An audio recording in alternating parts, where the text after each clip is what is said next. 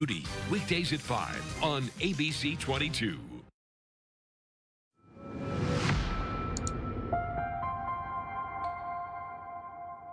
I am proud to announce that Senator J.D. Vance has the overwhelming support of this convention to be the next Vice President of the United States. Like you just heard, Ohio's U.S. Senator J.D. Vance has been chosen as former President Trump's running mate for the November presidential race. Now, Trump also officially selected as the Republican nominee. That was all announced this afternoon at day one of the Republican National Convention in Milwaukee. Now, Vance's appointment was an overwhelming vote. All those in favor signify by saying aye. Aye! All those opposed signify by saying no. In the opinion of the chair, the ayes have it, and the motion is adopted. Now, the Middletown native was endorsed by Trump when he ran for Senate back in 2022 and won. All this comes just 2 days after an assassination attempt on Trump at a rally in Butler, Pennsylvania.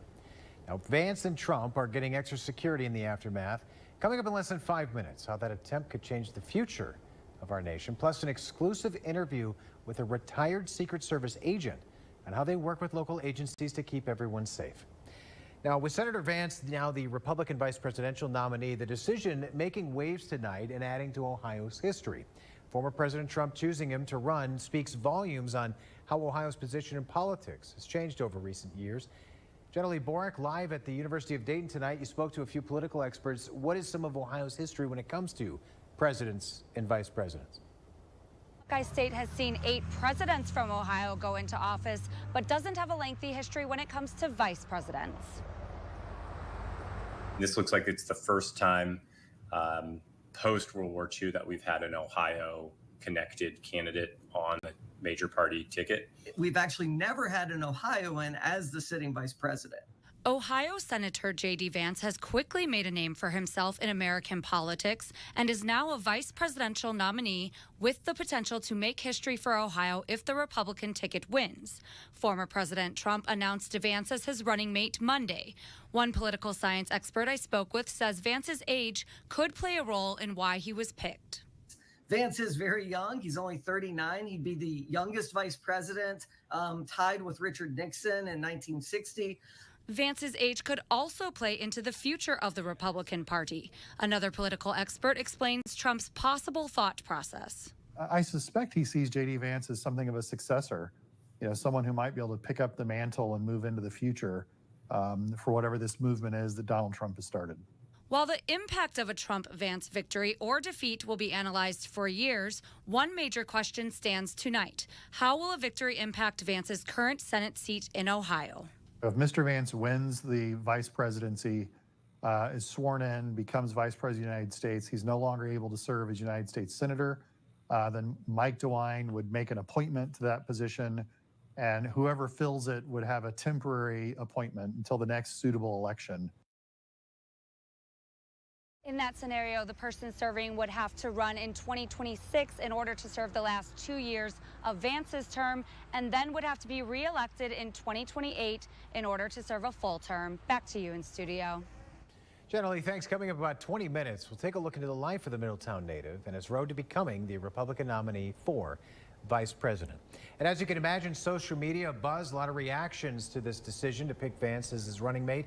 Now, Katja Hancock joining us live in studio with some of the latest reactions from state officials. What are they saying? Yes, Adam, that's right. I've been following tweets from X, and I'm actually going to pull up a few for you. Here we have Ohio State Senator Niraj Antani. He tweeted and said, "Congrats to my friend J.D. Vance on being chosen by President Trump to be the Republican vice presidential nominee in 2024. Governor Mike DeWine attended the Republican National Convention tonight. He says Trump's selection of J.D. Vance is good for Ohio." Well, having J.D. Vance as the vice presidential candidate, and we hope the vice president, is a great day for Ohio. It's a great news for Ohio. We say Ohio is the heart of it all. Now we have the vice president, or at least the vice presidential nominee. And Lieutenant Governor John Husted tweeted and said, "Congratulations to Senator J.D. Vance for joining President Trump in leading our Republican Party. A great choice for conservatives across our nation and here in Ohio." Now, Lieutenant Governor Husted also spoke on the stage at the Republican National Convention, and here's what he had to say. The vice presidency is an office of sacred trust. The man who accepts this nomination accepts with it the awesome responsibility to give wise counsel to the president, to represent America abroad, to preside over the Senate, and to be ready to lead our nation at a moment's notice. J.D. Vance is such a man. And Ohio Congressman Mike Turner also tweeted and said, "From his Appalachian roots to his service in the U.S. Marine Corps, J.D. Vance will represent Ohio as Vice President of the United States." Now, we will continue to monitor these social posts throughout the night and update you on air and online. Back to you. Kasha, thank you. Saturday's assassination attempt on Trump joining a long list of violent acts directed towards political figures. Eli Burgett spoke to criminal justice and political science experts on how that assassination attempt could impact the future of our nation. Well, with hundreds of thousands of Americans consuming political media, the vast majority of them are against political violence.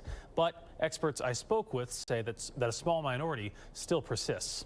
Today, I learned that the attempted assassination of former President Trump may call for significant changes both federally and socially. We're talking about a strong consensus on that of 80 to 85, between 85 and 90% of Americans would say no, it's not acceptable.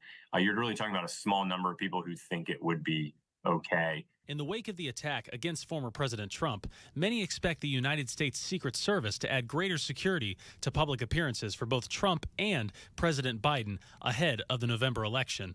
However, this may be easier said than done due to several law enforcement entities struggling to find new recruits to fill empty roles. The 2024 presidential election is only a few short months away, and even though the country is split when it comes to who the better candidate may be, most all Americans can agree that violence is not the answer. Back to you.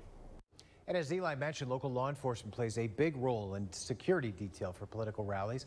Lydia Bai sat down with the Vandalia police chief about past rallies at Dayton International Airport and also spoke exclusively to a retired Secret Service agent about how everyone works together to make sure events are safe.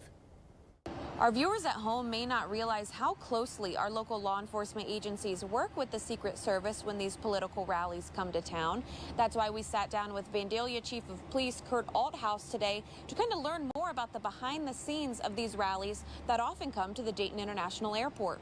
So a lot of times there will be many briefings, several briefings leading up to the event, and the Secret Service will designate each department or officers that are participating, what their role is. Now, Chief Althouse wasn't in attendance during that 2016 rally at Dayton International Airport, but he says that's the exact type of situation that his department and fellow law enforcement officials get trained for, and that they were so grateful no one was injured in that incident. Now, the U.S. Secret Service agents who were in attendance at Trump's rally on Saturday are getting some backlash for the shooter being that close to the venue. We spoke exclusively to Tom Bolsh, a retired Secret Service agent who explains how much work goes into those briefings. A site like that normally requires 4 to 7 days of what we call advanced prep work. He told us that the agent's evacuation plan was up to par and definitely on point, but they should have identified the building that the shooter was on, especially as it was just 150 yards away. Back to you. And we've been keeping up to date on all the updates related to the assassination attempt on the former president on air and online. All of our coverage, you can find it in one place at Dayton247now.com. And we first brought you this as breaking news. As soon as it happened, we can send push alerts right to your phone if you'd like. Just download our Dayton 24/7 Now app. It is very easy to do so. If you'd like, you can take out your phone, open up your camera, scan the QR code there.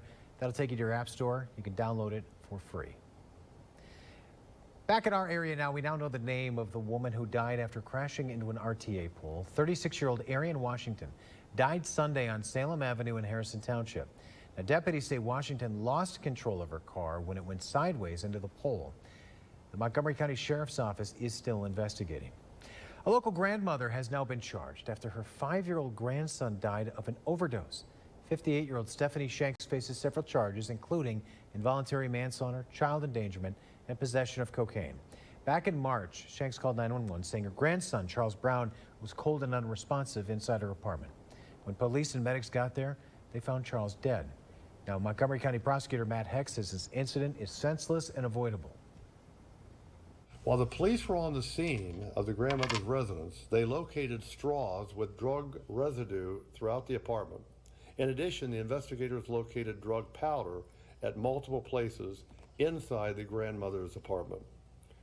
The drugs found inside the residence were lab tested and were determined to be cocaine, fentanyl, fluorofentanyl, and xylazine. An autopsy shows Brown died of an overdose from those same drugs. Shanks faces up to 11 years in prison.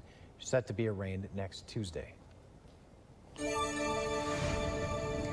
Well, a muggy but much quieter evening out there compared to where we were sitting earlier today with those storms that fired up across the area. We have some residual cloud cover around, but otherwise it is quiet for now. That being said, we are tracking a very potent line of storms off to our northwest. There you can see tornado warnings through now into parts of Indiana. It's racing its way southeastward at about 55 miles per hour. The good news is that it is weakening as it continues to make its way in. But we still got about 3 hours or so until it reaches our area with a level 2 threat for severe storms overnight. There are good signs of this weakening as it makes its way through. That being said, we want to be prepared to make sure we have a way to get weather alerts overnight, as we could see potentially a few damaging wind gusts as this makes its way through. So I'll talk more about that coming up here in just a bit. While the defense and prosecution continuing to battle in Donald Trump's classified documents case, the short-lived good news Trump got today and what changed after the break. Also, the Secret Service issuing a statement on the attempted assassination, what Homeland Security said about the agency's reaction to Saturday's incident. Now attendees at the RNC are reacting. Plus, I'm tracking those storms. I'll time it all out for you and talk about the rest of the week, too. That's coming up. Here's a live look from our EcoPlumber Skycam. You're watching Dayton 24/7 now.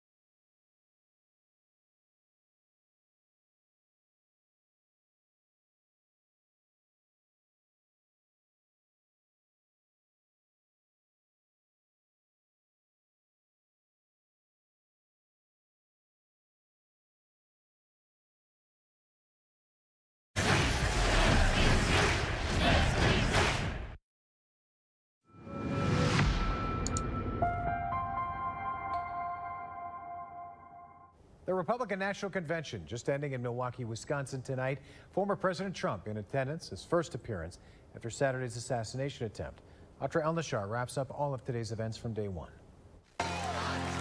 The crowd of supporters chanting "Fight, fight, fight," the same words Trump shouted when he was rushed off that Pennsylvania stage by Secret Service. Trump taking a seat with his vice presidential pick, Ohio Senator J.D. Vance, by his side. Minutes earlier, Vance giving his first TV interview since becoming Trump's running mate, describing the conversation when Trump asked him to join the ticket. He just said, look, I think we're going to go save this country. I think you're the guy who can help me in the best way. You can help me govern. You can help me win. You can help me in some of these Midwestern states like Pennsylvania, Michigan, and so forth. The theme of night one of the Republican convention, Make America Wealthy Again, with speeches focused on the economy. But Saturday's shooting is also still top of mind. Some of the speakers were once considered potential VP picks. If you didn't believe in miracles before Saturday, you better be believing right now. The devil came to Pennsylvania holding a rifle, but an American lion got back up on his feet. We ask for God's grace to be on innocent victims. We thank him for this moment of unity, and we thank him for protecting our next president, Donald J. Trump. All right, let's give you a live look back in our area from our Eco Plumber Skycam over Miamisburg. You can see I-75 there moving along nicely this evening. Let's check in with Natalie with a look ahead. Yeah, much quieter than we were earlier, where we did have some storms fire up across the area. But later this evening, overnight, we are tracking a complex of storms just off to our northwest. This is making its way into Indiana at this time. We have a frontal system that will eventually push through, but out ahead of it, this line of storms posing the risk for 70-mile-per-hour winds. There have been several tornado warnings with it. That being said, there are signs of it weakening as it continues to make its way through, as any system typically does, especially given the time of day, overnight hours. Not expected to be as strong, but we will still be tracking the potential for strong to severe storms as it heads its way in. Level 2 threat for severe storms for the majority of our area. Level 1 threat further off to the northwest. The primary concern would be damaging wind gusts. But as I mentioned, there are signs of this weakening as it pushes through. Time frame would be 3 a.m. to 6 a.m. So just have a way to get those weather alerts overnight. This particular model shows it falling apart, which is a likely scenario for us. But we do want to be prepared, as sometimes these MCSs, as we call them, like to hold together a little bit longer than what's anticipated. So you just want to be aware.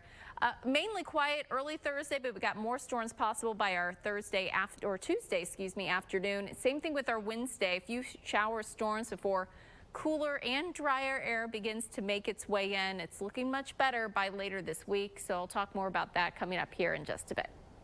Well, just in tonight, after being tossed earlier today, the special counsel in charge of former President Trump's classified documents case is appealing the judge's decision. A spokesman for special counsel Jack Smith says he intends to appeal U.S. District Judge Eileen Cannon's recent dismissal. Now, Cannon reportedly tossed that case after Trump's lawyers argued Smith's appointment violated the Constitution. If Smith's appeal is successful, Trump's indictment could be reinstated. Also, the U.S. Secret Service says the agency will participate fully in an independent review over Saturday's assassination attempt of Trump. In her first public statement since the incident, the agency's directors said they will also work with Congress on any oversight action. Questions still swirling tonight around the agency's preparation for the outdoor rally and how the shooter got so close. Homeland Security says it is a security failure. When I say that something like this cannot happen, we are speaking of a failure. We are going to analyze through an independent review how that occurred, why it occurred, and make recommendations and findings to make sure it doesn't happen again.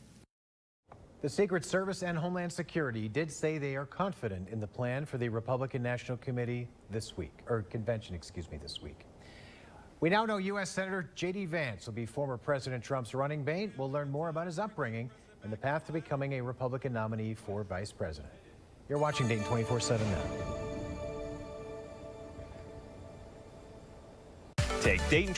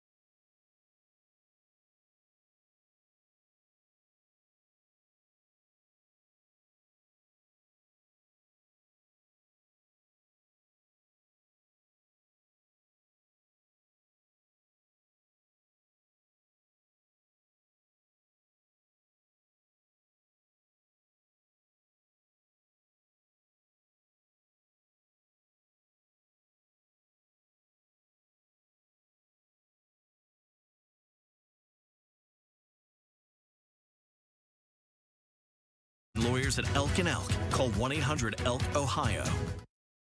Tonight, we're getting a deeper look into the life of the U.S. Senator J.D. Vance. James Pilcher has been tracking the possibility of Vance becoming Trump's running mate. Since his name landed on a short list, he shows how the Middletown native rose from a troubled home to the top of the political landscape. 39 years ago, raised in his grandmother's home here on McKinley Street. His family came